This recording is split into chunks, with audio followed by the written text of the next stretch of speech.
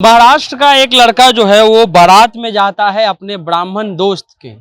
उस भीड़ में जाता है। जब बारात में जाता है तो उसी ब्राह्मण दोस्त के परिवार वाले कहते हैं कि तुम इस बारात में कैसे आ गए, कंधा से कंधा मिला करके कैसे चल रहे हो। वो कहानी ज्योतिबा फुले की है। ज्योतिबा फुले घर आते हैं और पिताजी से पूछते हैं कि ऐसा मेरे साथ क्यों हुआ। तो पिताजी कहते हैं कि ये तो धर्म है, धर्म में जो है शूद्रों को और महिलाओं को शिक्षा का अधिकार नहीं दिया गया है, इसलिए तुम्हारे साथ ये हुआ। तब उसके बाद वो रिसर्च करते हैं, पढ़ाई करते हैं और ज्योतिबा फुले जो है वो सत्य शोधक समाज का एक संगठन बनाते हैं और उसके बाद इस पर चर्चा होती है कि आखिर हम लोग के साथ ही ऐसा क्यों होता है। बहुत ही कम लोगों के साथ जो है एक स्कूल की स्थापना की जाती है। स्कूल में पढ़ाने वालों की संख्या भी बहुत कम होती है।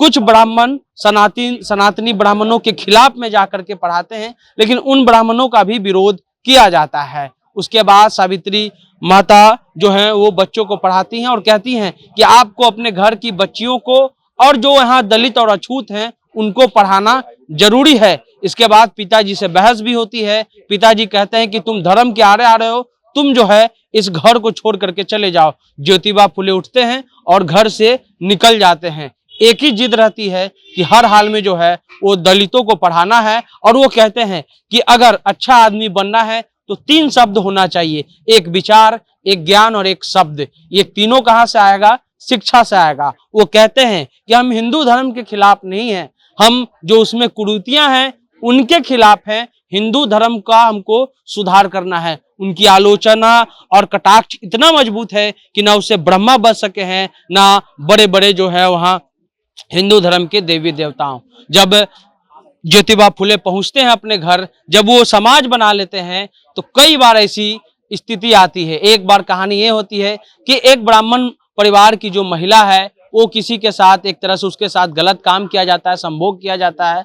उसको बच्चा जो है डिलीवरी करना होता है, यानी कि प्रसूति करना होता है। उसके बाद ज्योतिबा फुले जो हैं उस ब्राह्मण महिला को अपने घर ले जाते हैं, वहां उनकी डिलीवरी करवाते हैं और उसके बाद जो है सावित्री माता कहती हैं कि क्यों ना इस बच्चे को हम गोद ले ले। लेकिन दूसरे दिन जो है उसी के घर पर जो है नाई समाज का एक आदमी आता है और कहता है कि उस ब्राह्मण जो महिला है उसका बाल हमको छीलना है। इस पर ज्योतिबा फुले जो हैं वो गुस्सा जाते हैं, कहते हैं ये कैसे कर सकते हो, आखिर जो है ये जो आडंबर है वो कब तक चलेगा। ऐसे कई कहानियां हैं ज्योतिबा फुले के। जब उनकी पत्नी पढ़ा करके पाठशाला से निकलती हैं तो ब्राह्मण के छोटे छोटे बच्चे उन पर गोबर और पत्थर मारा करते हैं, मिट्टी फेंका करते थे। लेकिन ज्योतिबा फुले कहते हैं कि ये लड़ाई तुमको लड़नी पड़ेगी, क्योंकि ये लड़ाई लंबी है। और उसी लड़ाई के बदौलत पहली बार स्कूल खोला गया, दलित के बच्चे जो हैं वो पढ़ाई करने गए।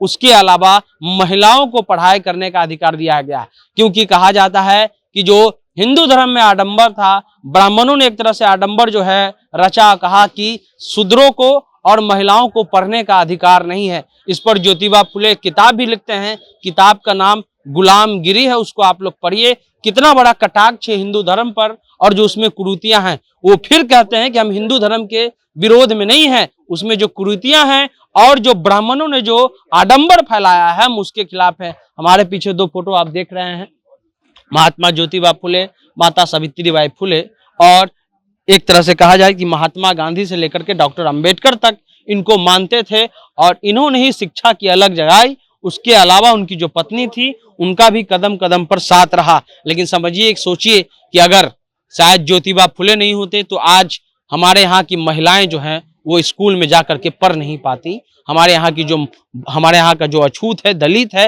अनुसूचित जाति जनजाति है, उसको पढ़ने का मौका नहीं दिया जाता। और उसके बाद ज्योतिबा फुले की ही क्रांति थी कि आज ये स्थिति बनी है कि महिलाओं को भी बराबर का अधिकार दिया जा रहा है। धर्म के किताबों में जो धर्म के पंडित थे उन्होंने गलत सूचना दी लोगों को ताकि आडंबर फैले, लेकिन ज्योतिबा फुले जैसे लोग थे जिन्होंने उसको तोड़ते हुए ये बताया कि धर्म क्या है और उसमें भगवान ऐसा कह ही नहीं सकता है कि तुम इसको शिक्षा दो, इसको शिक्षा नहीं दो। फिलहाल आप जनता जंक्शन देख रहे हैं।